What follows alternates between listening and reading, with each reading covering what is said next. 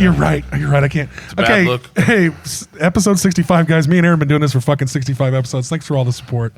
Here we are. Getting close to 3 days worth of watching material. Yeah, we're gonna get to 100 hours eventually, and we're pushing towards 600 subscribers.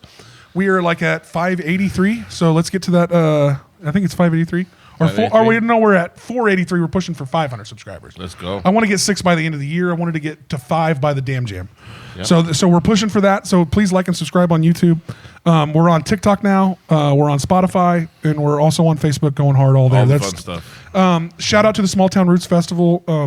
If you haven't checked out that episode yet, we really had a lot of fun with that. It's pretty fun. I can't believe you had my parents on there, but that was yeah. So like, I literally everyone that we asked to do the show did it, and his parents came on, and it was actually a beautifully touching interview. So if you get a chance, I put the intro to that, hoping that you guys would tease that and get and go check it out.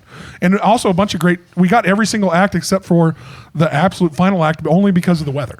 If we could have, if it wasn't for the crazy weather chased us off that night, we would have got every single act from the Small Town Roots. And they wouldn't have had time, man. As soon as they stopped, rain-drops were falling. So they was hauling ass. I had to make the call. Looking at my phone, I was like, "We got to pick up our shit now." Yeah. Like, and it was like one of the worst rainstorms for us to drive home from Winfield through Derby all the way back to Wichita that night. It was pouring. There was like Bernard 2 or 3 Allison. times we had tornado sirens. Oh yeah, it was scary. Crazy. It was a scary night. Oh, yeah, we were both like quiet the whole time. Yeah, fuck yeah, shit yeah. It was pitch black, dark, and raining like a motherfucker at like pinch sphincters. Yeah. But so shout out to the Small Towns Roots Festival. We can't wait to be a part of that again next year if they do it. Yeah. And we're gonna parlay that into a real special thing. Is the ICT Festival is a great free concert. We have been invited back to do it again this year. The ICT Festival. Roger Day Productions putting on Roger Day ICT Productions. Fest. Matt and Teresa are awesome. And this has been going on a really long time. It's Wichita tradition, really. And the fact that when you get invited back to do something the second time makes me feel good. Means we didn't fuck it up the first time. Yes, it means we did good enough to get invited back. Count it. So that it was our first. It was our first trip into being a part of a festival. We got to be part of 2 days there, and that's really opened the doors for us. Really, Matt hitting us up, offering that to us, is open the doors up to where we're going to be at next week. So a real special thanks to Matt and Teresa for starting us down that idea train and inviting us to come back and do that again this year. I cannot wait to be a part of that again this year. So look out for all the lineups and all the cool stuff coming up with the ICT Festival here in Wichita. I don't know if they're going to do the wave again, or wave again. I always fuck that up. The wave. Yeah, fuck off. They need to add that to it. Oh man, it's so hard to say without putting wave by itself. But it's like anyway, Ukraine. It's not the Ukraine. Yeah, I know you always use it. It still doesn't help me. Still doesn't help me. So we also got so we'll part that right into where we got to because we started at the ICT Festival. But next week we're going to be at the Damn Jam. This is a pretty big fucking concert at Lake Afton. We're going to be there live at the lodge. We got a legitimate old school lodge. What the white man call a teepee, apparently, from what I've been learnt. So I know now that they're called lodges. Get educated. Yeah, I got educated, and it's a cooler name anyway. So live at the lodge for us, we're going to be literally live on location. We've got pretty much all the kinks worked out. It's not going to be a show that comes out the following week. We're going to try to get as many of the artists that we can, stage producers, anybody that we can. It's our first year there. These are really big artists. Yellow Wolf and the Cadillac 3 are the headliners for the Saturday night. I've been calling Yellow Wolf a lot lately. Yeah, he's not. I got a cease and desist letter. Yeah, but it doesn't mean that he's not showing up. Well, so. I mean, how are you with how many unsolicited dick pics have you sent him? I mean, all of them. Not none. Not none. Yeah. But not a lot. not enough that would warrant you not answering us back, Yellow Wolf. So that's what I think. So, and then Ellie King and Lanco are the two headliners for the Friday night. And there's also, I think, 7 to 8 bands each night. You can look at the lineup there. It's going to be like a 20, there's supposed to be 10 to 15K people there. So we're always looking. K people are the best. Yeah, they are. I love those K people. Because they subscribe to shit. That's right. We need all those people. So look for us if you're going to be at the Damn Jam live at the lodge. Aaron and Austin show. Look for these two handsome son bitches right here. We're gonna be right there taking interviews for 3 days, really. Yeah. So we got a lot going on. Next week. I hate that I lost my red hat. Well, I mean, didn't you say it's on a coat hook somewhere? I have one on a coat hook and an American Legion in Peabody, Kansas. So do we got to make a trip to get that hat back? Or I don't know if they're going to give it back, man. Well, maybe we storm that place for the hat back, as a show. Maybe so. Anyway, I'll write that later. All right. So if another thing that we're looking for is anybody wants to let us borrow their fucking golf cart for this? Ooh, yeah. We would love it. Faster the better. If it floats, even If you got cooler. an Aqueous golf cart that we can drive into the lake, because you never know what's going to happen on some of these crazy nights. Hover cart. Well, we get to party the Thursday night, which is like the pre-party. Like we get to be Wednesday night. You saying? No, it's Thursday night. Oh, Thursday. Because the show doesn't start till Friday and Saturday. Oh, bet. We're going to I be got out you. there all day Thursday, putting up our tent, got hating you. our life until the tent gets up. Yeah, and that's then gonna once suck. that gets up, it's party time. Because this tent's going to be a fucking ordeal. I can already Man. feel it. It's gonna take us about. It's gonna take like 5 of us a couple hours. Oh, I know. Like, No, it's a whole deal. That's man. why we recruited some people. So thanks to Jeannie's and Odell's for supporting us helping us get our campsite for that, and Michael Klaus, an avid listener of the show. I appreciate you guys for all helping us get that campsite. We also have 10 tickets to Yallapalooza that's coming out. That's going to be at the old Bonner Springs place. What's it called now? Do you remember? Azura Something like Amphitheater. Yeah, It's Azura the Bonner Amphitheater. Springs. Used to be Sandstone. It's a Yallapalooza. It's a country heavy show. We have 10 tickets. You come ask me for them, and they're yours. So Parker McCollum's playing. Yeah, Parker McCollum's the main person. I Yeah. can't remember who the other. There's like another 6 or 7 bands for that show too. This is a pretty big Johnny show. Cash, I'm sure. Yeah, Johnny Cash and Merle Haggard and all the ones that any of them that are still alive. I'm betting they'll all be there. So holler at us for those. I mean, anybody that comes at me for those can have them. We got Justin was really shout out to Justin for hooking us up with those tickets, and then our normal stuff. Party Rockerz ICT, shout out to them. Wichita by EB.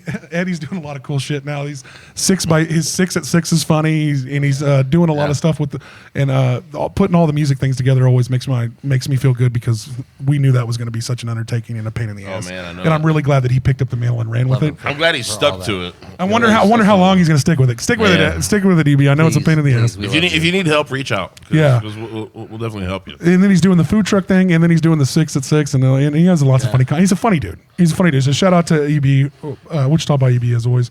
Odell's and Sacred Leaf and Kirby's. Make sure you support all these local places, guys. Nothing but local love here. So let's roll to the graphic. Check out all the graphic. Check out the Damn Jam graphics. Check out all our sponsors' graphics. And if you want to be a part of a sponsor, get with us. Like I said, that Damn Jam show is going to be a pretty big deal. So, So hit us with a graphic, John.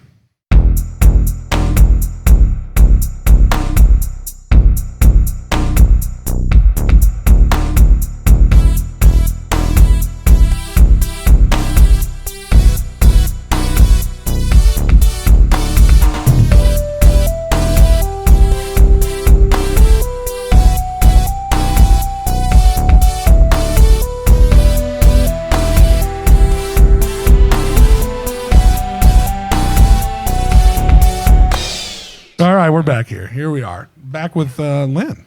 Welcome to our show. Lynn Avants, man. How you doing? Welcome. I'm doing great. How are you guys? Good, brother. We're all sweating it out today. It's a little rough on the heat today. Yeah, it was 190 degrees outside. I know, dude. Let's stay in. Stay in and drink bourbon. Cars were melting. Oh, dude. Catching on fire. Yeah. If you got a Kia. But tomorrow. Yeah. It'll be doubles worse. down. It's only a day away, right? Tomorrow. That's Annie, right? Yeah. That's still a classic. That's So? where you end up in places moist where you shouldn't be moist. Yeah, you're not getting away. That's swamp ass. You're not getting away from moist butt cheeks in these days in Wichita. If you're from here, you should be used to that by now. No, it's going to be horrible for months. Well, yeah, especially since we got like just shitloads of rain. So now it's like humid days. You can barely breathe out there right now. Yeah. So what is Bag of Blues up to, man? We're gearing up to do a local gig down at the Driftwood. The Driftwood Nice. has kind of re-geared with some new ownership this year and kind of cleaned up the place and done a few things. And they're starting up looking at a few bands, and we're fortunate to be one of the first ones to try it off.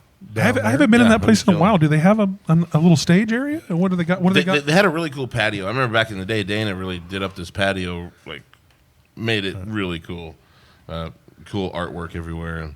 But yeah, there's room on that patio. Is that where they're doing still, or are they like going up to the front of the building like the Buster's side? They do up the front there by the Buster side, but they're looking, as they can expand and as they have, need for capacity. They did a deal last weekend, a benefit for like the Women's Crisis Center, I saw where they that. opened They've been up. doing a lot of benefits. It's Saw been that. really kind of a cool thing that they're Well, doing. Nicole Riker, shout out. Yeah, Nicole, a former guest of the show, of course. She's working down there to some Yes. extent. I think she's responsible for getting some of those bands down. I don't want to. I mean, she's borderline managing that. Yeah, joint, yeah. isn't she? I haven't been down there, and I haven't really asked her what her. We need to go check. capacity We need to go check in with her, don't we? Yeah, we we need to go. should. We need to do a hit that spot. But in that case, they set up off the side of the patio outside where they have, another large area that they kind of fence off from parking, and they can hold, quite a few more people out there. So they're looking at maybe doing some larger events as things allow. Is that the place that's tied to Buster's, right? Yeah. Oh yeah. So So we can't mention the Driftwood without mentioning maybe the best burger joint in Wichita. This was always my thing, man. Like I remember back in the day, Driftwood. We had Driftwood hopping pretty good there for a while. But back when Dana and Billy had it. Are these the former owners of the place? Yeah. Who owns it? Who owns it now? Do you guys know? Probably 2 owners ago. Not those people. No, but so we'd set up and we'd play, and I'd leave my. Oh no! Oh, wow. Damn, dude, a whole drink of fucking Four Roses. So, But he hit my stay away microphone. from mine, He man. hit my microphone cable. That's sad. Hey, who's got your back? Who's got you, buddy? But yeah, so I would leave my That drum on the set. blooper reel. You can play yakety sax during this tune, or just play the fucking circus music. I would leave my drum set up there because I didn't really want to take it home. I lived in a bad neighborhood anyway. I'm not going to load it out right then, 2 a.m. or whatever it was. And so I'd come back the next day, Right. and I'd order Buster's before I walked in the door at Driftwood, and he'd just bang on the wall when it was done. Yeah. And that's That place is. when you that know your place is burger was balling. done. That is a great burger. Oh man, that's probably my favorite burger in town. Oh, here it is. It's back. Thanks, John. All right, That one took a dive. So didn't ship it, did it? Man? no, we're good. It's a tough glass. Emergency on the Aaron Austin show. Those, Well, shit, I got excited about the hamburger. Start throwing glasses everywhere. I'll tell you what, there's one you're going to have to check out. If you haven't made it on Friday and Saturdays, Pig In, Pig Out's been offering a smoked burger that Oh, they shit. grind Oh, out of their brisket. Oh, wow. shit. And so it's like 100% Creekstone Brisket burger, and it is okay. fabulous. And they offer that on what days? Mess with that. Fridays and Saturdays. But check their Facebook page. They'll let you know what the specials for the weekends are. Yeah, because Pig In, Pig Out, they do some cool specials every once in a while. Like do. I had some pretty good. Remember fucking- that they're fucking Fat sm- Tuesday? We went down and had Cajun over there. There's That was really smoke. good. There's That smoked was stack. really Oh, yeah. Brisket and hot link sandwich is amazing. Yeah. That thing's a bad motherfucker. See, I'm not a sandwich dude. Like I go in for the 2-3 meat combo. I just depending watched on you how eat a I'm feeling. sandwich today. Yeah, I know. And what He's a Philly. what I say about it? Oh well, we'll we talk ain't- later. yeah, He just wants all the meats. all the meats. Yeah, but But when I you, don't like Arby's. Ain't that messed up? You know what I mean? well, nobody boil likes their beef. nobody likes Arby's, like especially 30 minutes after you ate it. You got to say it in a really deep voice. It's All the the beats. Oh, Lynn could do a little voiceover work. He ain't scared. So yeah, Buster's got a great hamburger. I ain't gonna lie. So before I threw glasses everywhere, we were talking about how good the Driftwood's doing. So shout out to Nicole for all that for sure. Because I think they're doing a benefit for Patty as well, and they're Yeah. doing. They got another something that they sent me too. So they got a lot of shit going on. So, So what are you playing for? Or when are you playing? Plug the show. August 12th. August 12th. Is that a benefit? Is that tied to one of those? No, this is it. They've been kind of doing benefits leading up to August, and I believe August 5th they'll have Tequila Ridge. Bet. So it's maybe Shout going out to to be a Glenn. Saturday thing. Oh yeah. nice. So they're really going to start getting a full band sets up there. I hope so. Yeah, that's cool.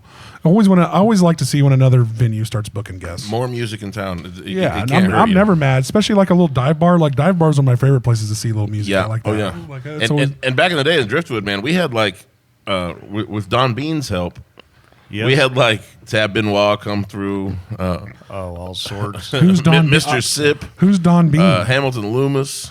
Who's Don Bean? Yeah. Oh man, Don Bean is The president of the Wichita Blues is he Society. the current president? He is. Yeah, cool, they're cool. they're looking for people to volunteer So, if you have any interest in being on the cutting edge of the Blues Society in Wichita and steering the direction moving forward, Be a shot caller. hit them up, and they'll get you set up and working. So they've been at it for a long time, but I think a lot of them are kind of looking for some new people to step up. Well, and take it the needs reins. new You can't do it needs new forever. blood, yeah. You can't like when. Okay, so we're for everyone that doesn't know, we're talking about the Wichita Blues Society, which is kind of Can you guys both give us a little background? Give the audience a little background on what that actually is. I forget when it started, but I want to say it was the 70s sometime. 1982, if I remember right, and Wes Race and Randy Crump would have been two of the original members. And what was their plan? Like, what was the whole plan of the Wichita Blues Society? To support blues music in general, and in particular local blues acts. They had a lot of touring acts moving through at that point in time, and a lot of them were instrumental in bringing them here to town. And in any case, they just went out and supported. When I started out, even in the early '90s with my blues segment of my career. It was one of those things, if you played a gig or a jam on a Tuesday, you could, almost guarantee you'd see, 10 or 20 faces come out to support you, which, made a big difference in whether you kept that gig regularly and, Yeah, for sure. Could make a deal. If it's well attended, it'll keep you around. Which was really, really helpful.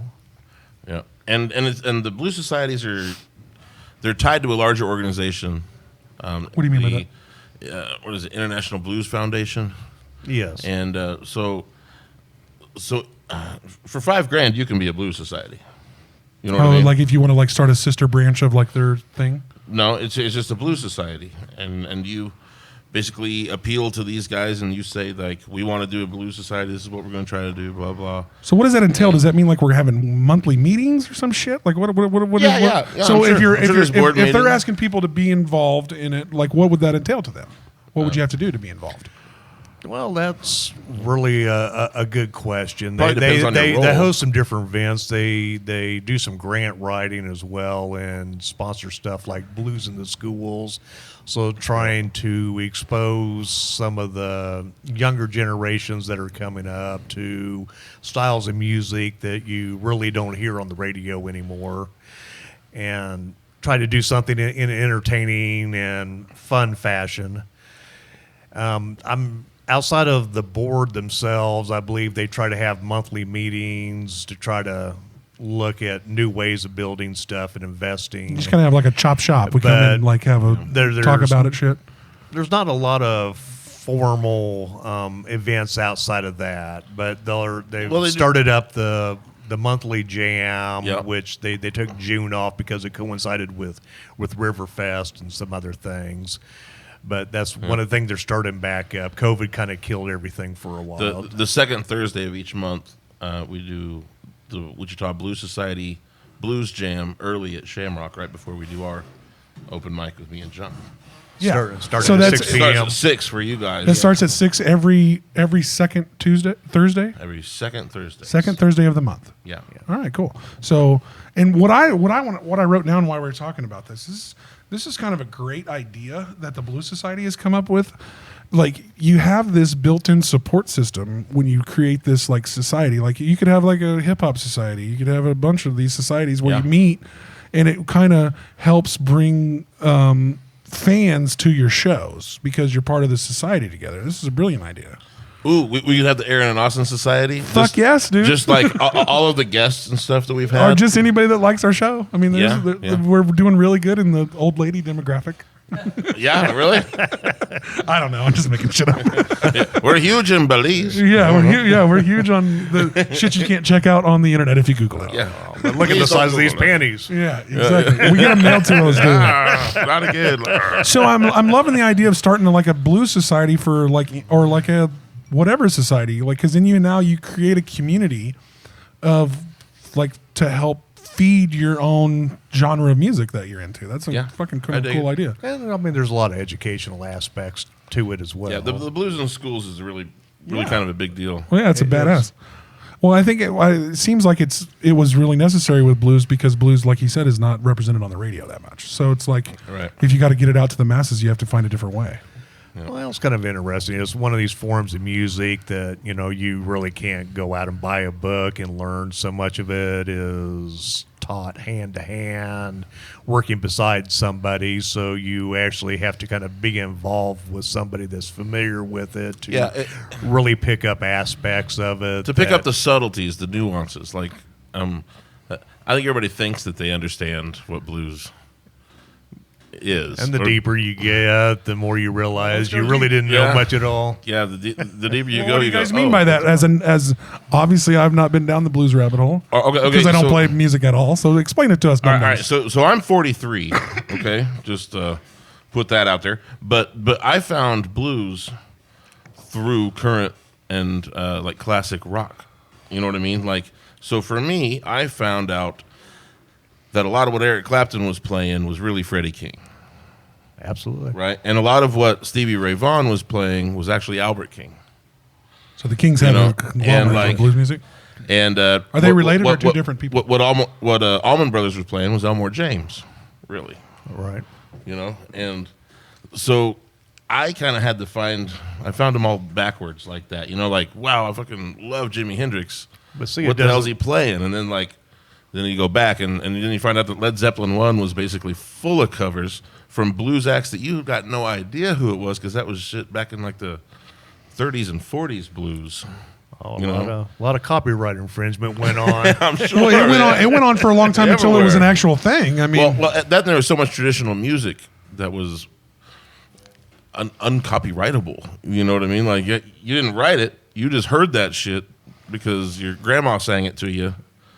You know what I mean? She heard it down south. How did that work back then? Like, you were just able to basically pilfer any ideas from anything you heard and just fucking roll with it for the most part? There was copyrights. Going back, turn of the century, so they existed on some level, but you had to be financially well off in order to sue, and then you also had to know that it existed. Take somebody, it still happens today. Yeah.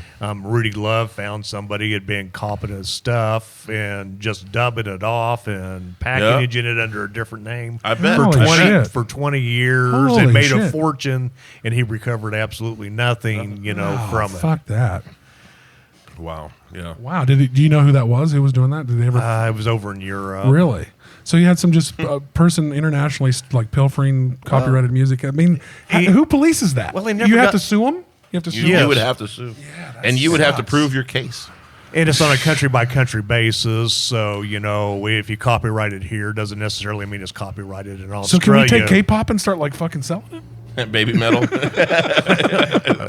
Just would they buy it? Yeah, I don't know. Who knows? I mean, maybe. I don't know.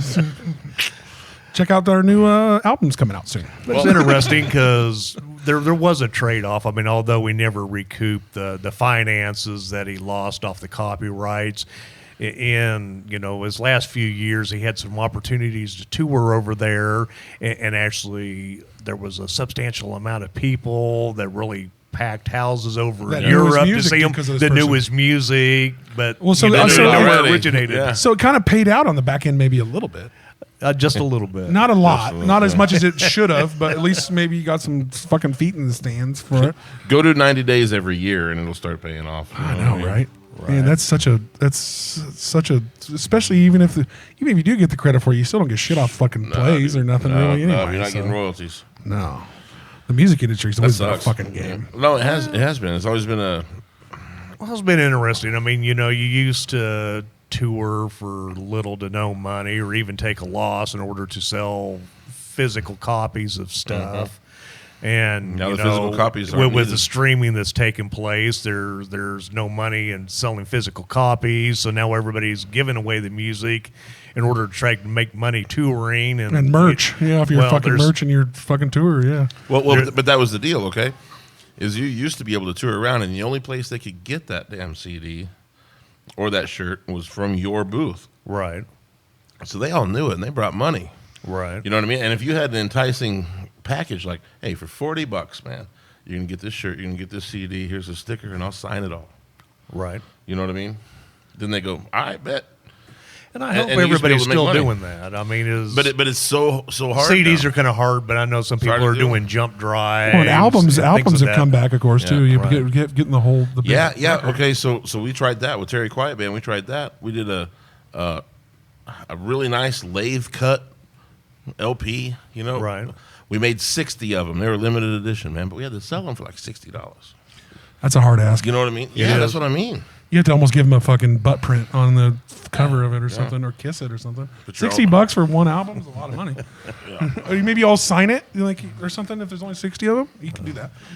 Yeah. We put in locks of hair. So, yeah, there you go. There you go. Something like that. Give them a little DNA. Well, they'll clone you. You have your own little Aaron back in the corner, Yeah. for emergencies. Future me's running into mini me's. So, I mean, that brings an interesting conundrum. I mean, really, the only place there's money left in the music industry anymore, unless you're fortunate to have a ton of resources pushing you on popular radio. What would be TV plugs, movie plugs, and using media like that. Yep. TikTok's it's like be an influencer. You know? I think big touring's almost done with. I mean, from what I'm seeing pre-COVID, where people used to tour. Well, there's no middle ground. Is well, what it is. people used to do months of touring at a time. 3 months, 6 months, a year or there's- more. Yeah. Yeah.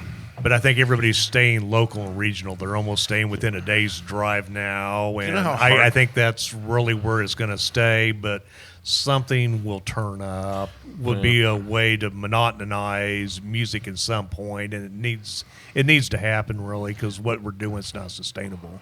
Yeah, it's true. Well, yeah, there's just not all the people that own the record companies and own the venues and own the places still hold all the cards, it seems like. You Well, got to be and- able to break even. Yeah, I mean, I understand. I get it. and they're just- I get it. But sometimes they don't kick it down when they do break more than even. That's the part. When I know everybody's got to make their nut, and it's a give and take, but but pay it out forward when you get it is what I think. Like, and it makes for a better community. there's in my also opinion. like calculated risks that venues take. You know what I mean? They do. Like venues going, we ain't never going to break even on this show, but we should take the show. right. Well, yes, I feel like that. Yes. that you're gonna have to eat a couple. Yeah, You're gonna eat a couple shit Like, sandwiches. they go, all right, this one here, we're going to eat it.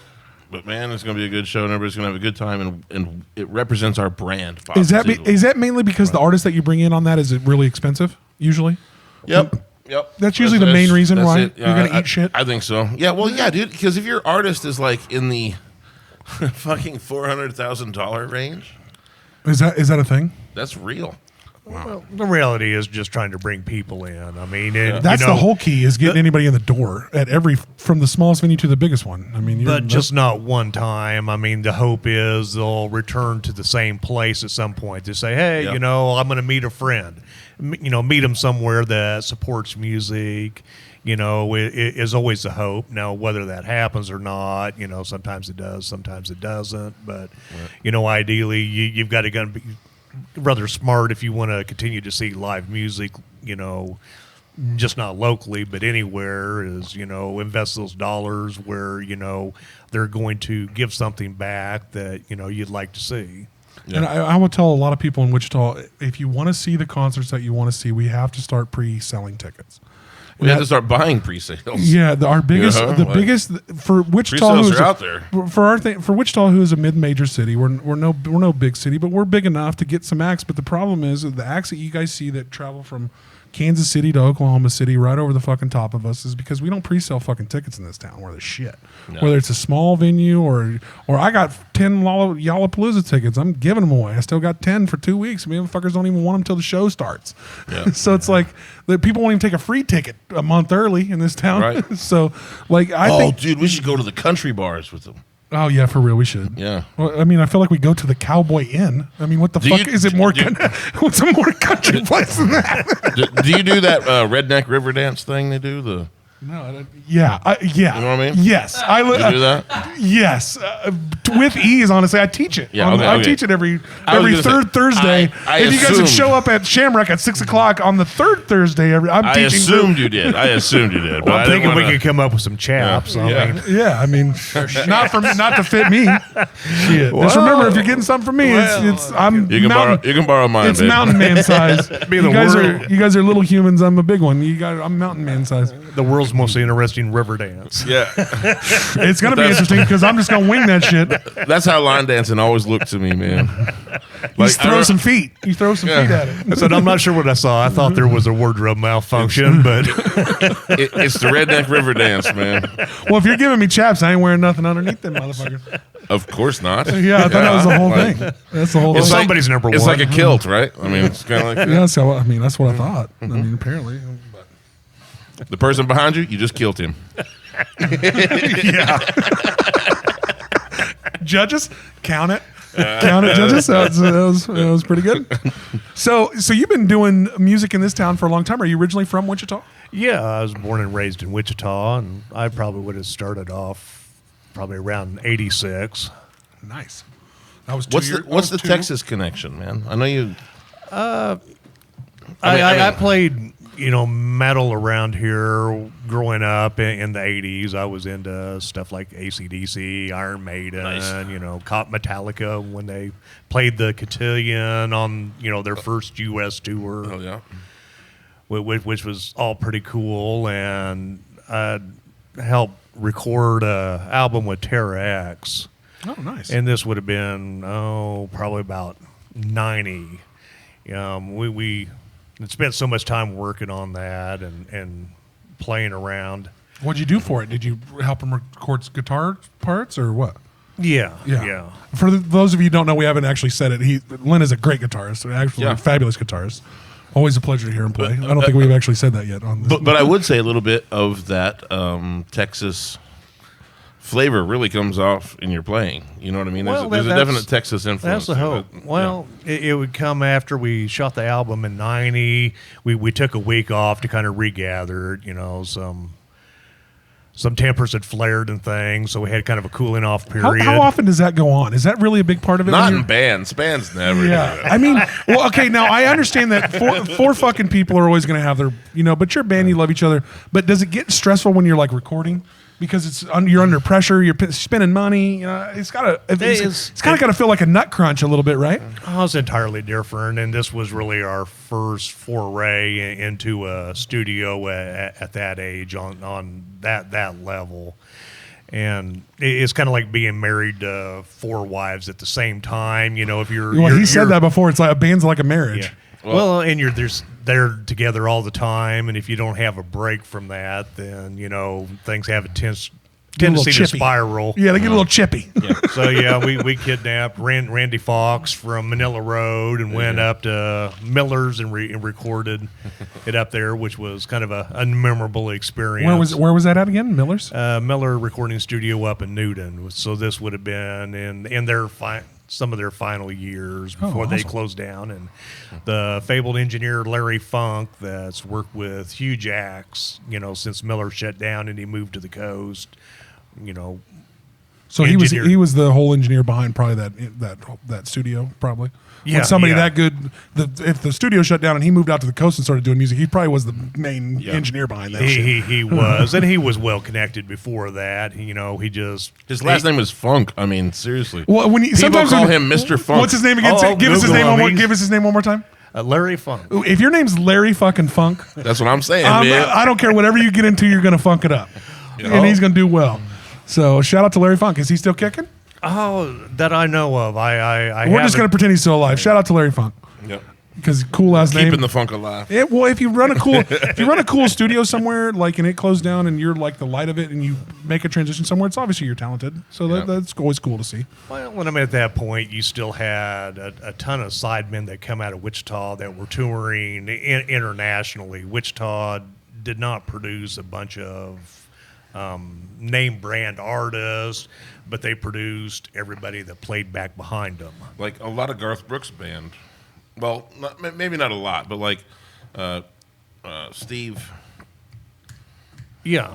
Yes, I love when you keep coming. You say- But yeah, You so say Garth Brooks' pedal steel player came from Wichita. Oh, the sitar player. Martina McBride had a lot of musicians. From Oh yeah, around when she here. was still Well, there's a Wichita bunch at of that talent- point in time. Yeah. I mean, I remember her playing with Lotus, and had a great voice, and she lucked into her deal. I mean, her husband ran MD Systems and went out for tour with Garth, running sound, and she was selling merch for Garth, and they Sounds like an easy gig. took a demo tape that they had here in town that they had with them and sent it to a studio, stamped it, requested material, and that got them through enough people. Somebody heard it and said, "Hey, this is actually good, How do we get a hold of them?" And they said, "Oh, well, they're working for Garth," and, That helps. got a hold of Garth and said, "You know who the hell this is that's working for you?" And I Garth, think we could say our podcast works for Garth, and it would work out for us probably. Yeah, well, We do actually. Thanks, yeah, Garth. we do actually. you Shout could out say to he grabbed it by the bulls by the horns. Not only did he vouch for her, but he had her open his next tour Nice. with his band and really that's a big deal. help make that happen. That's a big fucking deal. And so it would all happen because of trickery, I guess, A little bit with all the talent that Well, she has. And the thing is, like, I will tell anybody, like, you look for those moments. Everybody, no matter how talented you are or untalented you are, you get a couple weird opportunities. Can you seize them? Can you make the most of them? Can you make the most of them? And so a lot of people left here and went out and were members of her band at some point in time that stayed out there for decades. Yeah. For So, that. does Wichita have a rich history of like real good musicians being in backup bands? And I would stuff say like that or the being first in bands electric guitar performance happened in Wichita. It did. ever. Ever. Yes, ever. It happened. I thought it was on that one movie where the kid was. You remember that? What is that old school movie where You're he's going to say something that's going to piss me off. Crossroads? I think. no. Where he's like the old scientist where he comes up with the. I can't remember the movie. Back to the Future? No. It predates that, dude. Where the guy invents the electric guitar and plays it, Oh my and he God. plays like an old. All right, I'll look up that old goofy movie. In fact, here is a little. But it known didn't happen fact. there. It happened in Wichita, actually. It happened Really? at the Shadowlands Ballroom, I believe, in 1934, 1935. Now, the think you're right. location of this particular ballroom was just south of Johnny Mac Bridge on the east side. So Okay. that first car lot The Walmart. on Basically. the other No. side. The other across on the the street, south the side. The other Herman side, Hill, on the the south Herman side South of Hill. the- Oh No, no, no. the south side of. Of that bridge. Okay. There's a car lot there now. Yeah. Oh, okay, okay. On the east side of the east side of the street. On the east So side. that's Yeah. where it was Yeah, located. where the apartment complexes and shit are. Yeah. Nope, south of there. It's on their side of the river. Oh, okay, I got you.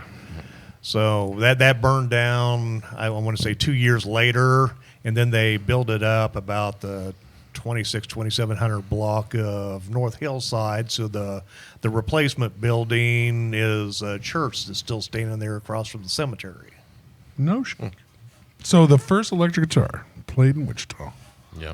Do we have can we get a T-shirt? Yeah. Like, how does Wichita not have a fucking T-shirt for that? The first electric guitar performance. Okay, so electric guitar had been around. now there's some fucking semantics going on here. Nope. That's what it is. The electric feel guitar like had I'm been getting jerked around. around. Public a little. performance. Yeah, public performance. Documented performance, paid? Did that person get Yes. paid? Absolutely did. And the guitar is in the Wichita Historical Museum there across from the, Oh, now that you say it, I the old remember major library. That was actually, I remember it being part of the exhibit when they had all the guitars at the expiration place. Mm-hmm. So now that you do mention that, my brain's actually starting to work. See? I do- Finally. Hey, man! I'm still. My pants are still wet. I dropped the fucker dropped the whiskey all over me. I know. I feel bad for you. Yeah, I feel bad for the whiskey. Whiskey. I feel bad for the whiskey. But so yeah, I do actually remember seeing that. So that's a pretty cool fucking thing. Yeah. I feel like Wichita should have a T-shirt. Well, I mean, coming out of that, I mean, one of the first people I met would have been an early version of This Side Up back in the early 80s. And, I was watching Dwayne Bailey play with them and said, man, you're just fantastic. And he said, that's great. Here in a couple months, I'll be over in Europe touring with Chicago. He'd recorded several albums with, like a rock. Seeger. Seeger. Bob yeah, Seger. Bob Seger. And That's my dad's. had been in his That's my band. dad's favorite song. Like a Rock. He loved that song. He'd been asked to join Chicago and he turned them down, put his own project together, and they were going ready to go national. And they hit him up again and said, "Hey, we really, really want you." And, he ended up folding up his project and going and playing, I believe, 8 years with Chicago. Yeah. I mean, his first what you recording do. with them went like #1 in the country. It had his #1 pop hit. So. Yeah, I mean, So how often does that happen when you're just got your own thing going and they're like, "Wow, you're a really good musician. Why don't you just come be a part of my shit?" all the time. Really? Yeah. All the time, because I'm going to tell you why. All the best players are taken. So you're The guy you want, he's not the guy that's like been playing in his basement for 8 years, like hoarding up the best gear, but he just hasn't found his project. Like that's not the guy. that guy doesn't exist. That's not the guy you want, is what I'm saying. No, you don't want that guy. How come you don't want that guy? We don't know. If he Tell hasn't us. found his project, Then he sucks. that means he's hard to get along with. He don't bathe Or he something. shits a lot. Yeah, got yeah, smelly like- butt. One of that play Yeah. many shows. Yeah, Doesn't pay his bar tab or some shit. You can't tell him nothing like, "Hey, man, I'd really like that, but I'm playing in minor and you're not." You know what I mean? You Yeah. can't criticize him. You can't you know what I mean? You have to Like- have a certain. I will say There's a from the certain outside, chemistry from that the has to outside be. looking in, all the really good musicians that are easy to get along with are in multiple projects. And that's what I'm talking about. That's what I'm talking about. So that- from the that outside is- looking in, I get what you're That's saying. where you shop. That's the other side of the coin. Is basically what we're saying. When you're looking for bands, man, when you're looking for artists, you're going and finding the people that are already taken. And I feel like you guys. I'm starting to realize as I watch you artists. sucks, but that's true. Well, as Yeah. I watch you artists make bands and bands fall apart, and you start new projects and stuff like that, you're looking for someone you can gel with, but more so personality-wise than musician-wise, because you have to Sometimes. deal with these motherfuckers all the time. Sometimes They yeah. have to be a Yeah. friend almost. especially if you're touring. You know what I mean? Yeah, Oh my God, yeah. that's the worst. Yeah. You can't do it too much. So You have to have a certain level of competency, So- but at some level, there's other factors that may weigh, in more heavily than how fantastic of a player you are. well, we Well, had it talked almost about. seems like you'd be like, "Yeah, this guy's easier to deal with." I'd rather- we talked about bands being like a marriage. Well, so I kind of broke it down like this, man. Like, in a band, like we were in a band together. Yeah. Okay. Absolutely. We Oh, were in- let's. Can we go in? What's Well, but hold Before on, you say it let, there. let the thought go. But so in our band, we had to have a creational. This is your story, not mine. A creative dialogue. Yeah. You know what I mean? Absolutely. We had to get along on this creative level, and I had to be able to say, like, "Hey, right here, I'd really like to see if we could just blow the fucking roof off of this part." You know, Right. like let's ramp it up as big as we can get this, and big as we can make it. And then we had to have a business dialogue, like, "Hey, man, the gig only fucking pays $150, but there might be 5,000 people there." Right. Like, yeah. And then we have to be friends, because I'm just not going to fucking hang out with you if we're not. You know what I mean? True. And, like, How often have you guys been in bands with band members that you just don't like? not very, because they don't last, bro. Not for long. They don't last, yeah. And then when you do start touring, it starts to be kind of like a family vibe, to where, like, you have to be able to say to your brother now, without him, like, Wash your ass. quitting the band. Yeah, you have to go like, "Hey, man, Your feet stink you got to change socks every day." every day. Every day. Well, you know what see I mean? me 'Cause, doing like, my laundry. I feel like you should do the same. Yeah. Well, and sometimes you tell them like that, like, "Man, I pack on tour for 10 days and I do laundry every 7." You know what I mean? Like, So that's how we do what's the this. longest tour either one of you guys have ever been on? What's the Yeah. 6 what's, weeks. 6 weeks? What's the far? Have you guys ever done any international work? I haven't done international, no. I went to Canada once. I've been to Wichita a lot. I would love to do an international work. I had some offered back in the late '90s, I'm but working on I it, couldn't. man. I couldn't That's bucket afford list. to take the time off of work to do it. I mean, it's Yeah, that's a one lot of of those the things problem. you go do, 3 or Yeah, 4 you- weeks, and you come back, and then you have to find A new job. someplace to keep you. I housed. wonder if I come back. That's the part I Right. don't know about. Well, I mean, it's almost like you're I've casting. known a couple of people that haven't. Yeah. I know one guy that spent the rest of his life in Asia. Yep, that's well, what you I'm kind saying, of man. when you take that chance and that leap, and you know you're going to lose your day job, you're kind of casting a stone out there to maybe fuck it. I could find that. You know what You I know, mean? maybe Like, fuck it. This might I'm work. comfortable a lot Yeah. of places, man. You send me somewhere in the Philippines, like Vietnam, like I think that suits me real well. Would be great. You know what I mean? Like, Oh, well, I don't know. I'd be totally I mean, happy right there. Okay, so let's say that happens, but do you keep like doing music if that happens like that? Like, do you keep like? Well, no. Okay, I'll tell you my plan actually. Oh, here we go. All right, are you ready for the You're Aaron so Underwood? I gotta get ready because when are you bailing on my podcast? I gotta listen Aaron to it. Underwood retirement plan. Check this out. All Okay, right, fuck. I hope it's a few years down the road. sell everything I got: studio, house, fucking everything. Well, that doesn't help me for filming podcasts. I walk in with the same 10 days of clothes that I took on tour. I walk into whatever country this is. I'm kind of leaning towards the Philippines, to be honest with you. Anyway, dollar goes a long way there. Well, but I'd be showing up with like 100K, something like that. Like after selling everything, right? And then I start So Rob Aaron an is really American rock and roll burger stand. Is there a big thing for that in the Philippines? Rock and Anything roll is American, huge anything everywhere. English. American is huge everywhere. And if I'm making an authentic hamburger, all I gotta do is wear a New York Yankees cap, and they're gonna buy shitloads of them. Well, you know, I think that's it. I feel like you got a plan. I don't know how think well it's Pat's gonna could work. probably hook you up. Oh, dude. If me and Pats was playing music out in the Philippines, Well, I still it's can't gold. wait to hear this. I don't know if you got to hear it, but we did have a lively up with Pats as the lead singer once. I cannot wait. I would love to hear that again one day. Yeah, that me was too, that me was too. really fun. That was a really fun day. that was a good day. So 6 weeks. How long was your longest tour? It wasn't international, but Probably 12. 12 weeks? that seems Yeah. like a long time away. So are, 6 weeks almost broke up my band. were you Oh, guys yeah. in? Was this buses? Both of these? Yeah. You're just Well, fucking- mine mine wasn't wasn't a a van. Van. Say, Yeah. let's say buses because it sounds a little more prestigious. He's a van. He's a van. Well, buses means you might His have van a got a restroom. trailer. That's it. Dodge Maxi vans. Yeah. Ours was a So who ends up driving during the whole time? Everybody. I bet Aaron doesn't drive for shit when he does it. Dude. Terry Quiet Band doesn't let me drive. So did you go into trying to torpedo yourself as a driver so you wouldn't have to drive? I'm actually a badass driver. Like I know that. I've rode with you. It's I all trust right. you. I trust you as a driver. You're a Like, good driver. I'm a fucking good driver. But if the vehicle breaks, he's the one that's going to go out and fix it. I don't know shit about that. That's All the part right. I So don't know. 12 weeks, 6 weeks. I want both of you to think. I'm going to start with you, Aaron. What is your touring best story? What was the one that really stuck out? Think shit. about it. I mean, you guys spent 12 weeks, 6 weeks on the road with a bunch of smelly guys.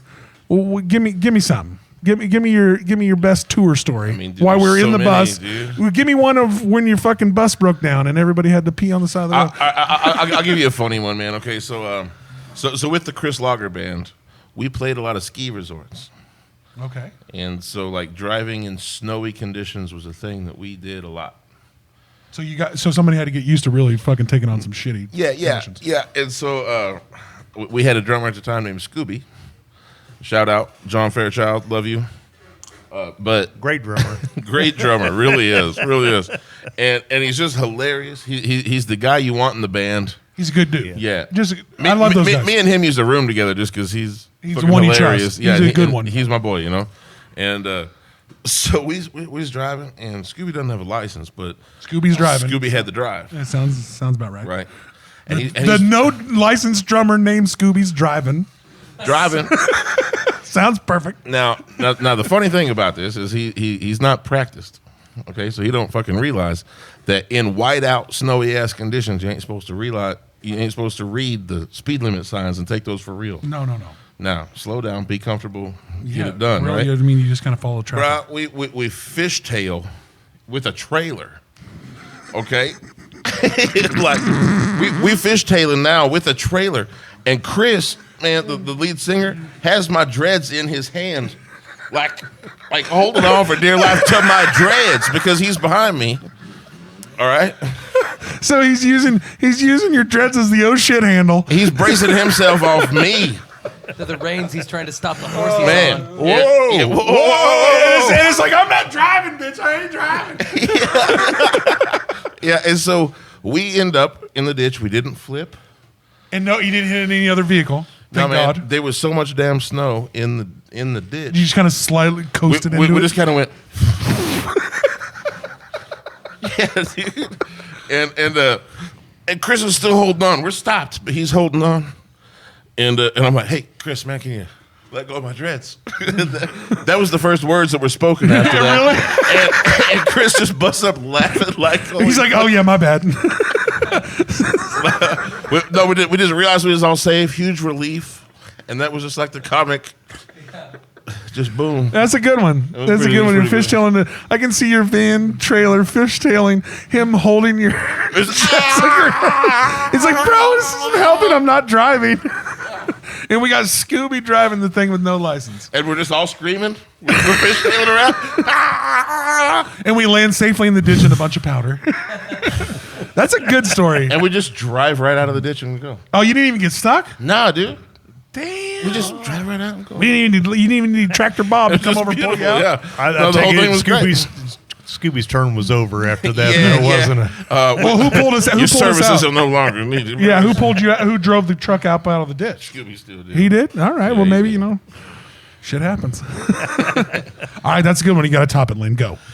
We're just going to do it back and forth. Yeah. All right, go. I mean, after some point, I want to say after about the point of 5 or 6 weeks, at some point, all you're doing is driving during the night and then performing, That's gotta get So monotonous at as some fuck. point, not only are you tired of it and tired of everybody else, you don't actually have any idea where the hell you are or That's true. where you're doing. So, at that point, you're writing it on your hand in magic markers. When you say, hello, Wichita, you actually call the Does it the really right get that? town. Does it really get that complacent? Oh yeah. You just don't. It all just gets to be such a. Here we are. Unpack the shit. Do this and move So- up. Put it back up and go. So the first step is every time you wake up, where the fuck am I? Yeah.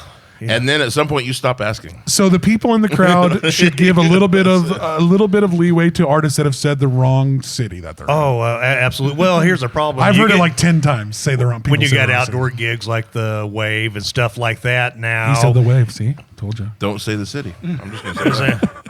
Well, what you'll end up with is, the odds are they probably have it written on their hand somewhere and it gets sweaty. So the problem is when you can no longer read where it is and you don't remember. Damn, if you're right on, so let's do a little shout out to artists or whatever you want to call it, like an informational thing to artists. If you write it on your hand, mention it in the first act. Right as you Just come out. don't say the city. Just Yeah, don't. really honestly, I think that's the best. I've actually sat in the stands of multiple shows where, like, they said Kansas City or Lawrence or Yeah, Kansas Oklahoma, City, all right. fucking Oklahoma City. That's the word. Like, if you say Kansas City, it's close at least. Like when you say Oklahoma City, I will tell you that for everybody that's ever fucked that up on stage, there's a drummer going, dude, you fucked it up, man. what's the basis in the drummer? Like, bro, yeah. There's somebody in the band that goes, bro, dude, you we're in fucking- Wichita. You fuck. Dude, the fuck. Well, fortunately, there's only like 5 drummers in Wichita. So It kind of feels like that. Can we hit on that a little bit? No, not allowed. no. Or not? No, only those drummers are allowed. To Only hit on that. only 5 of them are Sore allowed to hit on subject. it. Sore subject. Yeah. Okay, so shout out to drummers. We need more drummers in this town because apparently 5 of them are not enough. Because 5 of them are in every fucking band that I've ever seen. But that certainly wasn't the funnest experience. I'd say probably the funnest experience I had on the road I keep kicking Lynn. Sorry.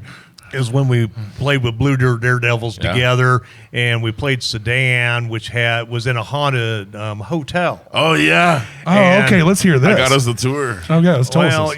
it's supposedly haunted, and we waited till Larry fell asleep, and then we played the ghost tricked on him, and So you on played like into 30 it. minutes worth of sleep. That's got to be a terrible thing to wake up to. I mean, Yeah, but- I really feel bad about it. But No, you I don't. don't. No, you don't. You don't even look a little mad about it. It was probably my favorite road experience out of the So bunch what'd you guys that I do to can him? say. What'd you do to him? Tell me. You gonna tell us? I took him on the whole tour of the thing. Like we got permission from the owners to like go check it all out. So this was this a place that you could actually stay at, or was it like a place that you toured as a haunted place? We were the only ones that were allowed to stay there because Okay. we were the band that night. All the staff and shit went home So now you're in this creepy ass place by yourself, by ourselves. and now we got to fuck with our lead singer. Well, no, Larry's our drummer, Oh, okay. and Larry, after going through the hotel, he kind of like freaked out. Like So you guys picked the weakest he link. Ain't fucking with. You Yeah. singled him out. We did. So this is 100% what happened. So first and foremost, you guys were in a band together. What band was that? Blue Dirt Daredevils. Blue Dirt Daredevils. And you were the bassist, guitarist. Who was the rest of that band? Larry and Sloan Tash, who's now in Long Southern Beach, California. Long Beach, yeah. And the singer? You have a singer for that band? Sloan Yeah. sang. Oh, it was all you? Well, you sang some. I sang a little bit, Larry- but Sloan Lynn can did the sing. bulk of it. Lynn can sing. I've seen Lynn sing more often than not. Especially in the Blues Society nights. I mean, he's got a voice on him. So do you, but you never want to fucking sing. But speaking of Blue Society, we went to Memphis and we did the IBC Challenge. We What is that? It's an International Blues Challenge. Every year, all the blues societies can send a solo as well as a band to this challenge. Oh, really? And it's like several days on Beale Street playing a bunch of different clubs. I played every club on Beale Street. Yeah. Beale Street's cool as fuck if anybody who doesn't know. It's expensive. Bring money. Yeah. Fucking Wichita's especially that week. Fucking Wichita's expensive now. Bring money. I mean, it didn't used to be. It didn't used to be, but everything's expensive. Bring money. But no, Yeah, they, sure. they get together and do some performances, and you know. So where would be the blues mecca of America? Beale Street, Memphis, Is Tennessee. Memphis, Tennessee, the real mecca? What you Well, call it? all right. It varies. All right, Everybody's yeah. got spots because it's regional. It's kind of You- like barbecue. It's like, yeah. Well, where's those- the best barbecue restaurant? You have different There's styles. also like Kansas City, St. Louis, Yeah. Chicago. John, if you kick that light one more time, I'm throwing it at you. Let's do. I'm tired of kicking. Oh, by the way, this is our band, and we're fed up with each other. Yeah, Right. We've been on, There we've you been on, we've been on tour for 65 weeks. Yeah, 65 episodes. Yeah, you might see a ghost tonight. So buddy. so out of both of you, where is the blues mecca of America? For me, it's Memphis. Okay, Lynn. I would have to say right now, St. Louis. I mean, Yeah. all A the lot's traveling happening players down there, man. what You're not wrong. are in St. Louis, and maybe the second most is maybe Omaha. Omaha's been a Omaha's a badass beautiful scene city. lately. They've got a lot of local support in both Well, of those places. and Anybody so- who hasn't been to Omaha in a hot minute, the oil money in that town blew that fucking place. I could up, see bro. myself living in Omaha. Dude, Omaha is a motherfucking beautiful place. Great zoo. Dude, great everything. Yeah. I'm telling you, they're what Wichita wishes it would have been. We used to be cooler than Omaha, and they have lapped us 3 times. Oh yeah, man. They put a lot of money into that town, and it is a they really beautiful did. place. They'll show you some things They will. how to do it. How they to do will- it. They well. really will. Yep. I recently got to tour the town quite a bit through a bachelor party of a friend of mine. So we were downtown for the College World Series. We went. They had a Royals game that opened the College fucking World Series. Every fucking place around that place was full of beautiful, nice people and places and ease of entry. Yeah. Like we're dealing with the College World Series. There's hundreds of thousands of fans here, and we're getting in and out of the place pretty easily, and going to the restaurants around the place pretty easy. I'm here to tell you, if you a lot of people go to Kansas City and Dallas and all these places. I'm telling you, if you want a nice little vacation spot, Omaha's a fucking tight little spot. It really is. It really is. It's kind of under, and Omaha's probably like, shut the fuck up, dude. Quit telling them how cool this place is. But like, it really has turned into a really fucking of a mecca of cool shit. That was where I was touring with Chris Lager out of. Yes. Chris is living in Omaha, based out of Omaha. That's nice. And so that's nice to get fucking. Here a I was couple up there a weeks lot of ago, fun. I got an opportunity to. My bag of blues opened up for Hector Anchendo. Oh, yeah, who, Hector. who I actually, saw that. I saw who that. actually won our venue. Yeah. We both had jacked up guitar amps on our original round, and Is he still touring with his kid? Like he had a baby a couple years back. and he's still, like, he did tours? it on this particular trip. Yeah. They did a little quick 2-day Well, this turnaround. is right. This is like a quick 5. You know? But he does regularly. yeah. But he went back a couple of years later and won the whole thing in the solo round, and then right as COVID hit, he couldn't really take advantage of it. So Yeah. he's still doing really, really well nationally and is a great talent. I'm glad to see he's a everything's good kind of dude. taking the bounce back from COVID. It sucks that we still have to like, as a people in America, go, well, fucking COVID did this to this. We are bouncing back, but it did affect fucking everything. It affected the music. And we have to relearn some Well, it things. We affected have the to music adapt to some industry things. and the retail industry and the service industry more than a any lot, other a industry. lot. Those 3 industries, the music industry, the service industry, and the retail industry, took the hardest Well, hit in COVID. They we, really did. We opened up ways to where you no longer have to have a brick and mortar. You don't have to have the same Well, and it infrastructure really- we did going into COVID. So Well, it's like some of that stuff has just died. COVID ramped up introverts. Now, Yeah, if yeah, you don't no want to shit. fucking shop anymore, they'll bring You don't it have you. to. Yeah, you don't have to. You don't want to do order your shit to food online. stay the fuck home.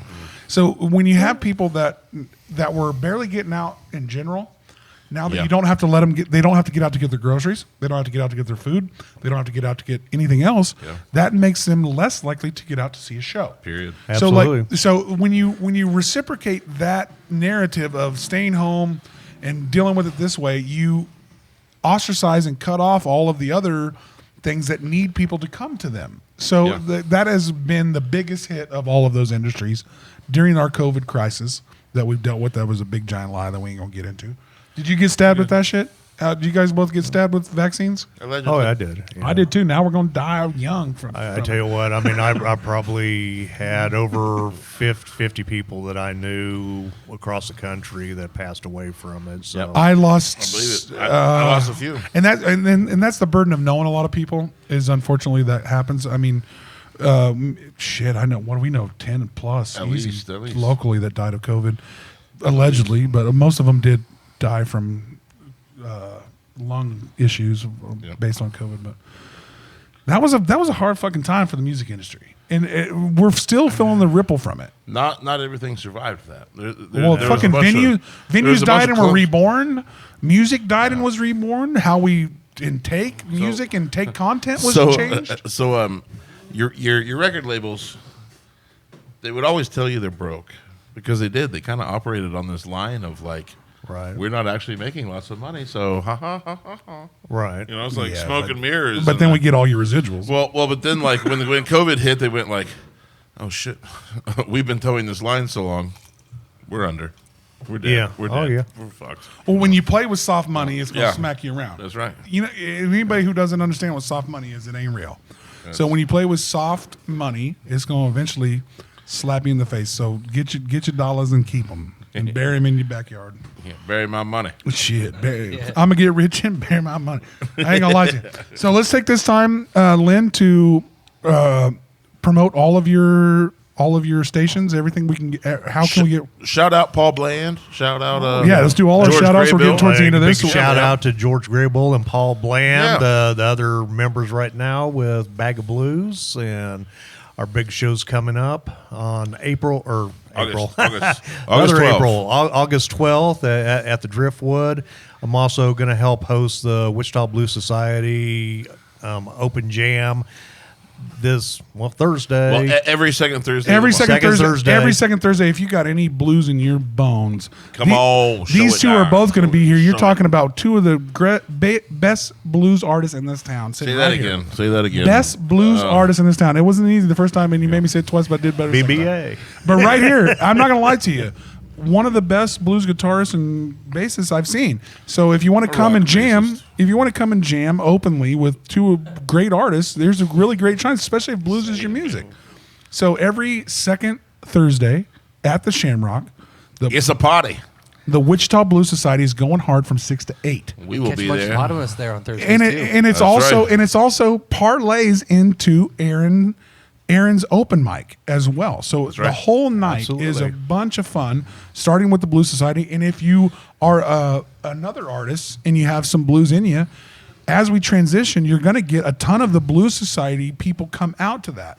So like there is a great opportunity to make bands, to make friends, to make anything. The Wichita Blues Society is a really, from what I've seen, because I've been to a few of these events, they really show up for theirs. So like there's a lot of opportunity when those shows go out. Every second Thursday of the month, if blues is part of your thing, you really are got a lot of opportunity there to jam with artists that are like-minded, in my Yeah, opinion. I agree.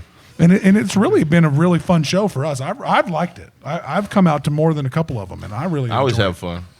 Yeah, it's perfect. You're not wrong with the Munchapotamus. Yeah, I mean anything going on. Always good food Good happening. food.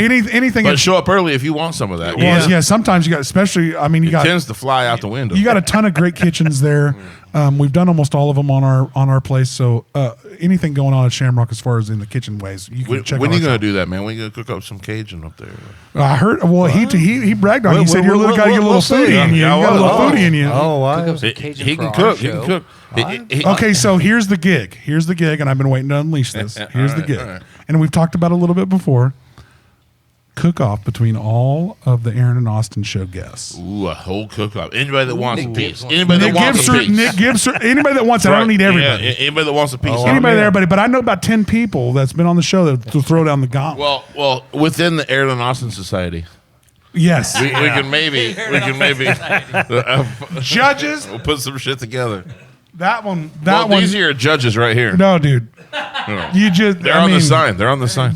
You just nailed it with that one. The Aaron and Austin Society putting together a cook-off, between our former guests. Lynn's in. I love it. I'm down. Okay, I'm Lynn, down. what's your best dish? He's good, man. He's good, bro.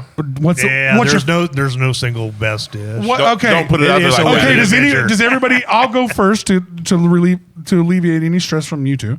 My favorite dish to order, or what I look for, All right. is chicken fried steak, because I can All right. make that, but it's a pain in the ass to make We in my should- house and just make one. Make a mess of everything. I can cook a ribeye. I can cook any cut of meat real easy on my Traeger and love it. But a chicken fried steak is a Chicken pain in the ass. fried steak. So that's my like holy grail meal. So what's your guys' is like, if I'm making some shit or wanting some shit, what's your holy grail meal? So I have several. So if I'm going to a Thai place, I judge them on their pad Thai first. Well, I do love a good pad A Thai. good pad Thai, right? Okay, and, okay. and I will say that shrimp and grits are kind of a southern favorite of mine. Oh, they are. I don't you know know? shrimp and grits. I gotta get on. Buddy. I know grits yeah. and I know Oh, shrimp. buddy. Yeah. Oh, Yeah. I know gotta grits have and no real- shrimp. You got to have real grits. Real Oh, good. And if you So throw we some can't do pork that. We can't do the Vinny, my cousin Vinny. We can't have instant grits. No, oh my God. You guys know that part from my cousin Vinny. You just woke up a deeper part of me that like But shrimp and grits, I had as put a, down- I never. Okay, so I've heard shrimp of. and grits, and if you put a little pork belly on the side, you match it. So, Lynn, real do you well. know about That's shrimp and great. grits? Oh, yeah. I Shrimp and don't. grits is great. Oh, I yeah. don't know shrimp and Shrimp and grits. grits is southern like that. Damn, I that sounds love a amazing. good one. Yeah. For a Okay, short so shrimp time, and grits, you? For a What's your- short time, I lived in Louisiana, and I love Louisiana Creole food. Man, yes. And that's something that really isn't done well around here. So It's not. All right. So I heard this explanation of Creole versus Cajun, right? Like Creole is the French influence. Well, I mean, by the word, that makes sense. Expressed through the ingredients that are available in that Louisiana Gulf territory, right? right. And then Cajun is what the backcountry people did with it, Cajun to me sounds overseasoned. right? Well, I think it started French, started I European, hear Cajun, I and they feel like- modified it to Right. fit what ingredients they had. So that where was you the- don't have your, you developed your Trinity from Maripah. Yep. It would Your came Maripah out changed. and just layers and layers of flavor, but Yeah. more or less your Creole would be more tomato based, and your Yeah. Cajun is going to have a tendency to have little to no tomato in it. Well, I but like that the better. Cajun, But I feel like Cajun is overseasoned. how it was described to me a was lot that of fucking Cajun was hot the like seasoning. the swamp people's versions of this food, and so Yeah. they would overseason to make up for the lack of tomato. Yeah. For Not example. good meat. It'd say the same thing Yeah, would be like yeah. a lot of Sometimes Mexican they had food. shit that they caught. Well, yeah. Now they got to cover up a gaming ass alligator that they put in This there. one fucking fly has been involved in this fucking podcast more than I like. Sorry. He's the new sponsor of this. Yeah, well, he better. You're gonna have As- to pay as if much- you want screen time. As much screen time as he got, I feel like he owes us $5. Fuck, $5, fucking yeah, at least freeloading $5. ass motherfucker. I see him right now. He's been a part of it. That's right. Look at him. I'll tell you. But anyway, but I feel like Cajun is a little overseasoned. So eat a dog and shake, got a little trailer behind. Right? Dude, if Dog and Shake could bring a trailer over here, I'd eat a hot dog. The thing is, when it comes to Cajun food, to me, it feels like they just throw every seasoning at the wall and you just deal with it. No. No, that's somebody's interpretation of I it. know, but that's just my joke interpretation. I got to take you to the right place in the French Quarter. Well, I mean, I love a good gumbo. I've had a great gumbo, and I've had a. I go to Pierre Maspero's in the French Quarter, and they've been a restaurant there You gotta go to since the France for this place? 1700s. John, if you kick that light again, I swear to God. I'm telling you. Always. But Fabulous. they've been a restaurant there since the 1700s, and the recipes ain't changed. Where is this place at? It's in the French Quarter in New Orleans. Yeah, Well, where damn. Cajun and Creole come Yeah, where the shit goes down. So what you ordering from there? Man, all right, so the first thing I ordered from there, and this is what sold me on the restaurant, was the sampler, and it came with etouffee, came with gumbo, and came with red beans and rice. I don't know what etouffee is. Etouffee is the gravy to Well, school me, bitch. the gravy to make it. It is a happen. cream Don't just get a boner. Tell me what it is. Here, he'll tell you more. Let Lynn tell He's us. the cook. He's the Yeah, cook. let Lynn tell us. It's cream-based Creole.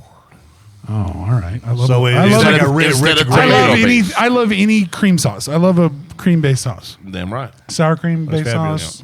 And Any- if it's any cream-based sauce. and if it's real, it will be brown. It will not be white. Right. Because you Well, because you use go with the dark roux. We use the roux. You start with the yeah, dark I was about roux. to say you use a roux. You get that roux like brown. Who the fuck has? I mean, come on. That's why I'm in Wichita and I'm putting a little Yeah, I'm color just in my saying, roux. man. Yeah. But Get that roux, little dark brown. so what's your dish that your go-to dish? You seem like a little bit of a cook. So if we were having a cook-off from our guests, what would you be? Everybody loves jambalaya. I agree. And I like yogurt jambalaya. Well, I like it when it's done right, and you could outclass everybody with a good jambalaya. You really could. He does a good version, man. I've had Okay, some. what makes a jambalaya for our guests? Explain it. What makes a good jambalaya? I like Go ahead, go. I like a shrimp in it. or It's just prawns. rice based, but in doing it properly, the rice should absorb the juices out everything of the That's the hardest part. I feel sediments like. is cooking, so that way the rice is as flavored as much as everything else is. It's almost like jambalaya is almost like an Italian style of risotto. You can't fuck the rice part of it up. right. Yeah. Like if the rice part hits, the rest of it'll hit. And in Spain it'd be the paella. What would you make for the cook-off? Do we have to make something? Do we? I don't think so. Oh, it's our shit, I fucking hope show. not. Aaron should, because But- it makes a fantastic banana pudding. I do make a fantastic. That's the thing you make the best is a banana pudding.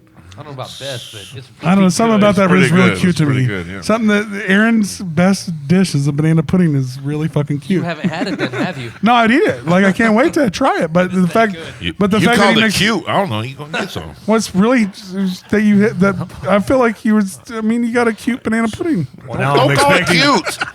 I'm expecting some pudding pop singles now. right? Okay, so free banana pudding at the Damn Jam. Shit, He's man. making 6 gallons of banana. 6 gallons of banana pudding. Yes. And if you believe that, we got free bulldogs for sale in Cameroon. I got some land in Florida. For Yeah, we got dirt cheap. beachfront property in Arizona. Yeah, great. But okay, so Lynn, pimp all your brands. Where can we find your band? Where can we find you? Where can we find what's all your social media shit? What's Before your we get out of here. OnlyFans? Oh, dude, yeah. I bet Lynn's got some bad. He's got the feet pics that you wouldn't know. Ah. Well, honestly, you get away with the hat pics because we haven't mentioned Lynn's hat today. Is almost It's a a travesty. very nice hat. It's a Well, thank goddamn you. beautiful hat. That's just what it is. Where'd you get that hat? So if you want to see Jack's? Lynn in hat only, This one I got in Texas. I got one similar to it that I got from Jack. So we'll give a shout out to the Jack. What is the name of his Hatman Hatman Jack's. It's probably the coolest fucking hat place in And, town. high school, and, I stepped and, in. and when we went to Memphis, did I take you to buy Mr. Hats? yeah. Okay. I Yeah. thought so. Oh, that's Dude, fabulous. I like a really fucking Mr. cool Hats weird is hat. dope, man. Mr. Hats is. And shout out to Kevin for He's letting me got it. wear his hat on his birthday. I stole his hat a You bunch. still love he didn't like All right. So shout out your Brands, brands. We hate to cut you off. Yeah, always. But yeah, give us all your brands. We're the worst. Bag of Blues on Facebook, and I probably need to make just a musician page because I do some solo stuff on occasion. Ooh, but- you do your own. I- do you have some like solo original work? Oh, I've got plenty of it, but I only do it maybe three Maybe this three times a studio year. could record some Lynn's music. Oh, we got it. Perhaps we're working on an I album. know The you're Bag big of time. Blues, I know so you're big time, but we're working on some of that stuff that hope to have it out. Maybe by the beginning of the year. So still forward progress. so look out for Bag of Blues on Facebook and any other. You guys on Instagram and all that crap too. Oh, I'm too old for that. I'd have to hire somebody to do it for me. Well, I mean, maybe we'll help you with it. Hey. Perhaps. Perhaps we'll talk. We'll talk after this. But look out for Bag of Blues and follow Lynn Avants. Everything he's got going on. He's the Wichita Blues Society, sports local music. He shows up at shows. He's one of the coolest fucking guitar players in this town. Yep. I mean, what else do we got to say? Show up for the shows, guys. Every second Thursday, Shamrock. Yeah, the WBS Wichita Blues Blues Society. Jam. And I will say to you, It's a good party. I will say to you, and I'll reciprocate what he was trying to say earlier. Is the Wichita Blues Society is aging, and they need younger Young blues. blood. They need younger blues to take over. These guys can't do it forever. We need other young people to be a part of the board, to be president, and all those things. So if you're passionate about blues, make sure you hit this man up for sure, because they're going to lead you in the right direction. And I guess some advice to some people that are, looking at, getting into music and performing live here locally. One thing should always stand out, as a musician. I know I love music, and I assume that, everybody else out there performing does too. Make sure you go out and you support it. If you go out and you see people at a show, if the musicians don't love the music and won't support it, I don't know why anybody else would either. So make an example of it and be the first one out to support everybody else, so you have some place to play. If you want to be in the scene, be seen in the scene. Well, and I will. you can't all take out. Somebody has to put in. And I want to be a little bit harsh, real quick. Do not use your pole in the scene to get into the show for free. Pay your $5 and $10. That is not support.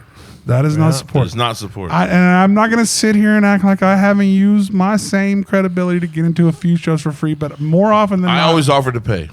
I always offer to pay. Offer to pay. Well, especially if I'm okay. So if I come into the Shamrock at 11:55 and the band's finna to get off, and I'm just trying to have a drink, I don't give a fuck about $10. I don't know them. But if you guys come to a show and your friends are there, or you're friends of ours when we do shows, or you're friends of Aaron or John or Lynn, and do not ask for the backdoor treatment. Do not ask for that. Pay the $5 to $10. Don't do that shit. That's not support. That's not support. It's not even your best support friend. is putting your money out where your mouth is. I got a hey guys. When you put it out, it comes back to you. Hey, I got a best friend that hasn't asked shit from this show that helped us get our camp slot. Damn right. Shout out to Michael. Shout out to Thank Michael. you, buddy. So if you're a real friend and you really care about somebody's art, don't backdoor them. No, help them. Support them, actually. Give them some cash. And you don't always have to buy the merch and shirt, but please pay the cover. And then we can go from there. Bare minimum, guys. Bare minimum the cover. And let's not act like every show in town's not charging you crazy cover. Is there a cover over $10 in this fucking town? Not that way. You're very rarely going to find a cover over $10 fucking dollars. There's a lot of rap shows that get up to 20. So, but I mean, there is, and when you're talking 20 on the rap shows, you're talking about 20 to 10 to 15, 20 artists. There's a lot of artists, but for the most part, you're always getting what you pay for from the cover. Don't ask your friends for the backdoor treatment. Right. I say backdoor treatment. We put an X through it. You know what I'm talking about? Yeah. And that's anti. The way you say it is a little. Well, it's anti. It's anti. I don't want to. The way you say it's a little suspect, but I'm gonna let it fly for. All right. So let's sign off on this before the backdoor treatment gets into a whole new conversation. Love you, Lynn. I honestly, let's give a special shout out to the Wichita Blues Society for keeping blues music really prevalent in this town. Let's give a shout out to Lynn. I'm telling you, watch this man play guitar. He is fucking fabulous at it. He's amazing. Thank you guys so let's much. sign off. I love you. The Aaron Austin Show is brought to you by Hotels, Wichita by EB, Kirby's Beer Store, Party Rockerz ICT, and Sacred Leaf.